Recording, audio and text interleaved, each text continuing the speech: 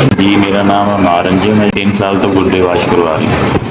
ਘਰ ਦਾ ਇਕੱਲਾ ਕਮਾਉਣਾ ਨਾ, ਬਾਕੀ ਭੈਣ ਭਰਾ ਸਾਰੇ ਛੱਡ ਛੁੱਟ ਗਏ ਨੇ। ਮੇਰੀ ਵਾਲਦਾ ਹੀ ਹੈ, ਮਾਲ ਸਾਹਿਬ ਜੀ ਨੇ, ਉਹ ਵੀ ਥੋੜੀ ਬਹੁਤੀ ਮਜ਼ਦੂਰੀ ਕਰਦੇ ਨੇ। ਮਸਾਂ ਘਰ ਦਾ ਖਰਚਾ ਚੱਲਦਾ ਹੈ। ਜਦੋਂ ਮੇਰੇ ਗੁਰਦੇ ਖਰਾਬ ਹੋਏ ਸੀ ਉਦੋਂ ਸਿਹਤ ਕਾਰਡ ਚੱਲਦਾ ਸੀਗਾ। ਜਦੋਂ ਦਾ ਸਿਹਤ ਕਾਰਡ ਬੰਦ ਹੋਇਆ ਮੈਂ ਬਹੁਤ ਜ਼ਿਆਦਾ ਜ਼ਲਾਲਤ ਕੱਟ ਰਿਹਾ ਹਾਂ। ਸਰਕਾਰੀ ਹਸਪੀਟਲ 'ਚ ਕੋਈ ਵਾਰੀ ਨਹੀਂ ਆਉਂਦੀ।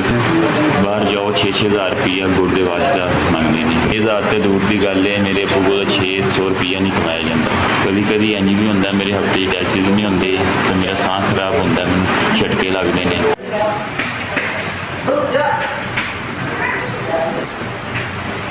ਅੱਲਾਹ ਪਾਕ ਤੁਹਾਡੇ ਅਦਾਰੇ ਦੀ ਖੈਰ ਕਰੇ। ਤੁਹਾਡੇ ਵੱਲੋਂ ਮੈਨੂੰ 4 ਕਿੱਟਾਂ, 4 ਟੀਕੇ, 1 ਹੈਪਰਿਨ ਮਿਲ ਗਈ ਹੈ।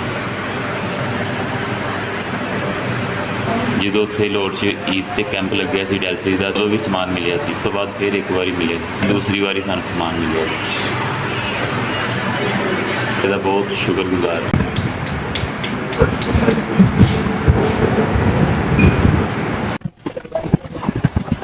अस्सलाम वालेकुम, मेरा नाम अली रजा है। 3 साल से मैं गुर्दों का पेशेंट हूँ, डायलिसिस करवा रहा हूँ। जब से सेहत कार्ड बंद हुआ है हम धक्के खाते फिर हमारा कोई भी मदद वाला नहीं कोई आया हमारे लिए। जब से मैं गुर्दों का मसला बना मेरी तो बर्बादी हो गई है। मेरे हफ्ते में पहले 3 दफ़ा गुर्दे वाश होते थे, अब 4 दफ़ा होते हैं। तबीयत खराब हो जाती है चेस्ट इन्फेक्शन की वजह से, सांस फूल जाता है। आपके अदारे की बहुत मेहरबानी है, अल्लाह पाक आपको बहुत अजर दे। मैं आपको हमारे लिए वसीला बनाया, अल्लाह पाक आपको बहुत ज़्यादा दे। मुझे कैंप लगा था हमें तब किटें मिली थी, फिर उसके बाद 1 दफ़ा मिली है। ईद पे जो कैंप लगा था उसके बाद हमें दूसरी दफ़ा किटें मिली। एक मैंने किटें लगवा लिया, सुबह तबीयत खराब थी और मैंने 3 किटें मेरे पास लिए मौजूद कर।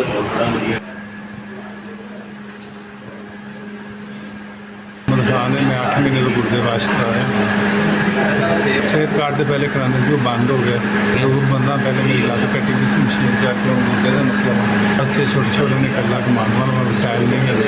हफ्ते 2 दफ़ा गुर्दे वाश मैं अफोर्ड नहीं कर सकता। गुर्दे ना वाश करावा, दूसरे दिन तो तबीयत बहुत खराब हुई, सांस च प्रॉब्लम बन गई। ਤੁਹਾਡੇ ਅਦਾਰੇ ਦੀ ਬੜੀ ਮਿਹਰਬਾਨੀ। ਸਾਨੂੰ ਇੱਥੇ ਲਾਹੌਰ ਕੈਂਪ ਲੱਗਾ ਸੀ ਉਦੋਂ ਵੀ ਸਮਾਨ ਮਿਲਿਆ ਸੀ, ਉਸ ਤੋਂ ਬਾਅਦ ਫਿਰ 1 ਦਫ਼ਾ ਮਿਲਿਆ ਸੀ, ਹੁਣ ਦੂਸਰੀ ਦਫ਼ਾ ਸਾਨੂੰ ਫਿਰ ਮਿਲਿਆ। ਇਹਦਾ ਸੜਕ ਬਹੁਤ ਆਸਾਨ ਹੋ ਰਹੀ ਹੈ। ਤੁਹਾਡੇ ਵੱਲੋਂ 2 ਟੀਕੇ 2 ਕਿੱਟਾਂ ਉਹਦੇ ਅੱਲਾਹ ਪਾਕ ਤੁਹਾਡੇ ਅਦਾਰੇ ਦੀ ਖੈਰ ਕਰੇ।